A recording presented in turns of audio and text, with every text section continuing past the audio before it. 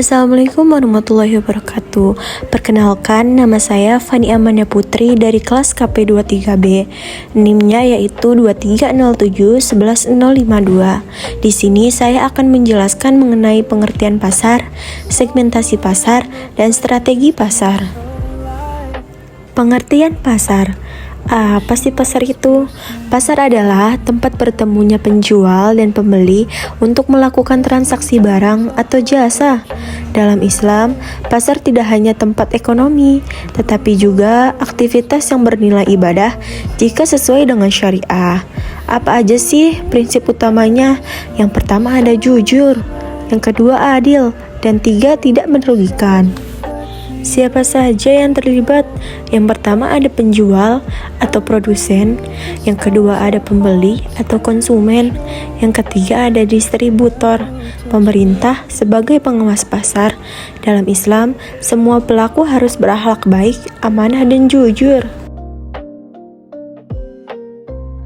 Di mana sih terjadinya jual beli atau jenis-jenis pasar?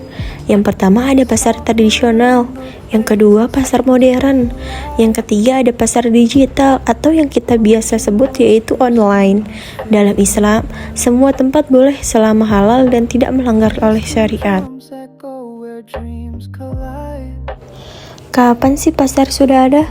Jadi, pasar sudah ada sejak zaman prasejarah ketika manusia saling menukarkan barangnya untuk memenuhi kebutuhan.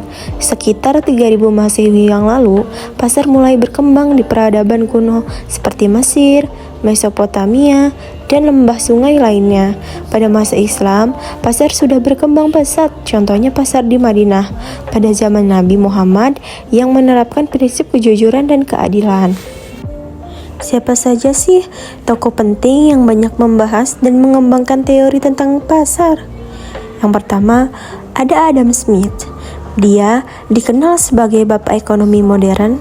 Ia menjelaskan bahwa konsep pasar bebas dan invisible hand, tangan tak terlihat, yang mengatur pasar. Yang kedua, ada Al-Ghazali. Ia mengemukakan bahwa pasar terbentuk karena kebutuhan manusia untuk saling memenuhi kebutuhan, serta menekankan etika dalam perdagangan. Yang ketiga ada Ibnu Khaldun. Ia menjelaskan hubungan antara permintaan, penawaran, dan harga dalam pasar, serta pentingnya keadilan ekonomi. Mengapa sih pasar itu penting? Yang pertama, pasar itu penting karena memenuhi kebutuhan manusia. Yang kedua, mendorong pertumbuhan ekonomi dalam Islam. Yang ketiga, sebagai sarana mencari rezeki yang halal. Bagaimana sih mekanisme pasar? Yang pertama, terjadi melalui interaksi permintaan dan penawaran. Yang kedua, dalam Islam tidak boleh riba, tidak boleh penipuan, tidak boleh monopoli. Faktor yang mempengaruhi permintaan, harga barang, pendapatan konsumen, selera masyarakat, jumlah produk, ekspektasi masa depan. Apa sih itu level definisi pasar? Yang pertama, pasar sebagai potensial, pasar tersedia, pasar sasaran, pasar yang dilayani. Lalu, mengapa sih level pasar itu penting? Yang pertama, level pasar itu sangat penting karena untuk menentukan strategi bisnis, menghindari kerugian, fokus pada target yang tepat. Targeting, menentukan target konsumen utama. Dalam Islam, tidak boleh merugikan kelompok tertentu. Positioning, menentukan citra produk di benak konsumen. Contohnya, produk halal, berkualitas, dan terpercaya. Strategi pasar, strategi harga, adil dan tidak zalim. Strategi produk, halal dan berkualitas. Strategi promosi, jujur dan tidak menipu. Strategi distribusi, transparan. Mengapa strategi pasar itu penting? Karena untuk meningkatkan daya saing, menarik konsumen, dan mencapai keberkahan usaha.